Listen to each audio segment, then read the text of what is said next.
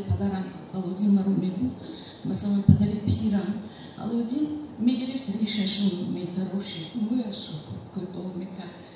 وقتی که مادرم از دنیا گذشتن، بعد از گروندن مادرم خیشون نزدم اومدن گفتن که این بچه اینقدر بودن خوب بود است، همه کار به ذمه خودش گرفت و هر یکی ما مثلا در برای روز آخرتش فکر میکند و من مثلا به زوجهش مستوره گفته بودم که من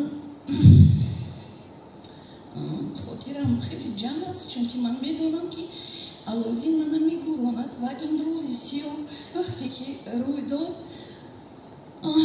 تا حال من به خود نآمدم، چون که مرد بود، مردی حقیقی بود.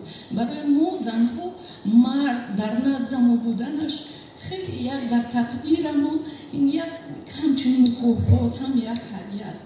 برای همین من ملت تاجیک رو با این گونه هنرمند، با این گونه مرد تبریک میگویم و امروز در برآمد هنرمندای تئاتر من یک چیز رو دیدم، خیلی برآمدشون تازه، خیلی برآمدشون زیبا و گفتم که همین بودن علودین در حیات در همین تئاتر امروز برعکس شد.